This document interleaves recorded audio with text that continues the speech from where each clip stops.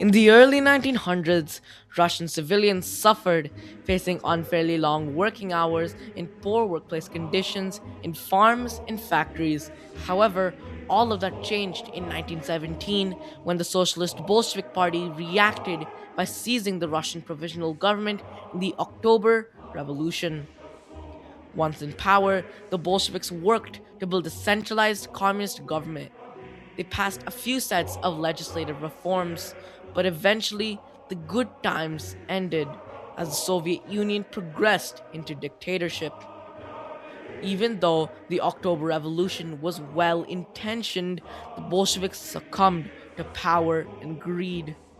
This left the common man oppressed and behind, just as they were before.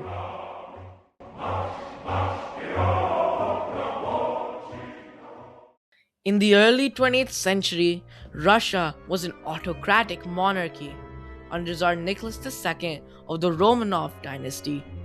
With the power remaining entirely with the Tsar, the Russian working class, known as the proletariat, were stripped of their rights.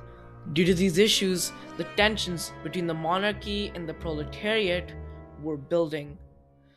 In 1914, World War I began.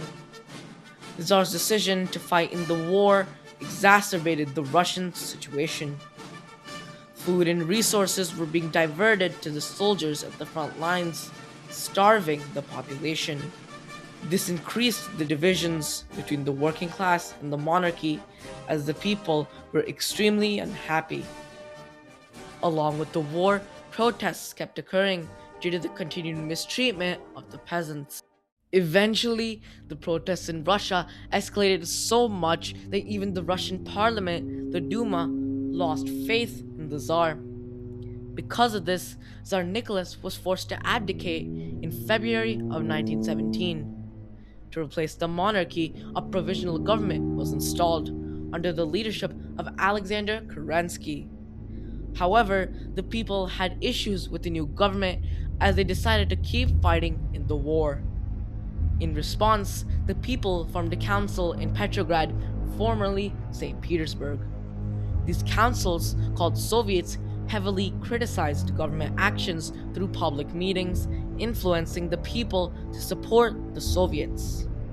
In April of 1917, Vladimir Lenin, the leader of the Bolshevik Party, came out of exile and returned to Russia. Lenin's motivation was to truly help and to appeal to the Russian commoners.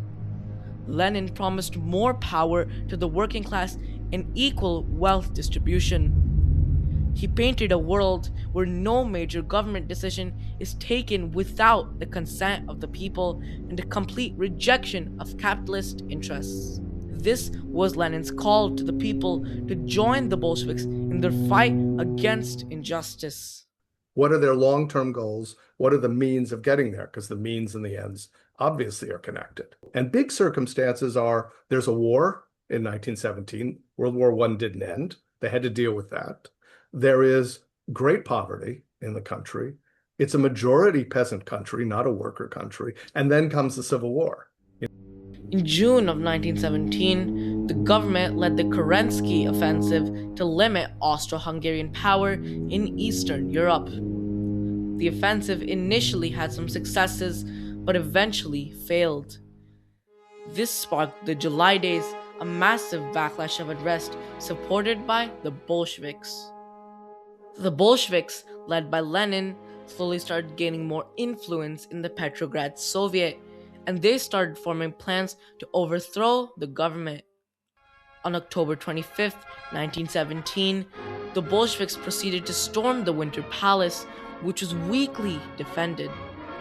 At night, the attack started, and with minimal fighting, the palace was taken over. The revolution had succeeded. The provisional government has been deposed. The cause for which the people have fought, namely the immediate offer of a democratic peace, the abolition of landed proprietorship, and the establishment of Soviet power, this cause has been secured. Long live the revolution of workers, soldiers, and peasants. The Bolsheviks faced a severe amount of opposition and backlash from many, which kick-started the Russian Civil War in 1918, a reaction to the October Revolution. There were two main sides to the conflict: the Red Army, supporting the Bolsheviks, and the White Army, composed of Tsarist and capitalist forces. Even though the White Army had many advantages, they lost to the Red Army as they had a lack of centralization and support from the people. In 1922, the Red Army won and established the Soviet Union. However, a consequence of the Civil War was the massive economic crash that followed, causing even more problems. The Bolsheviks, with good intentions, passed the new economic policy to help the peasants. Even though it created some economic inequality, it provided an incentive for farmers to produce more. However, these good reforms stopped when Joseph Stalin, an authoritarian leader, came into power. He unjustly killed many people, created famines, and oppressed the Russians. This worsened the situation even more. The Bolsheviks ended up compromising the welfare of the people for their own power and greed. The hopes of being free from oppression and torture were slowly but surely crushed. The situation is not very different today.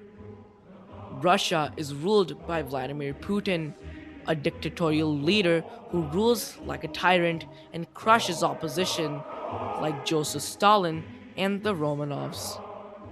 This forces us to reflect and analyze the deeper elements of human nature.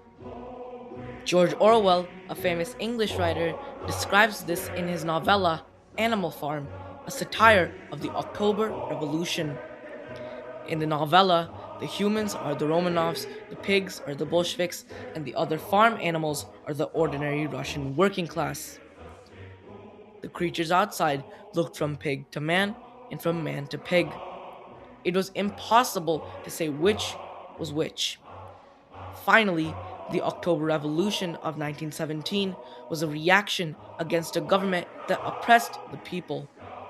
The Bolsheviks declared a revolution claiming to completely reform the social hierarchy and to promote the average working class, but in reality, they just replaced the Tsar and did nothing else. For the people of Russia, they remained where they were, oppressed, mistreated, and undervalued. Sometimes revolutions do fail.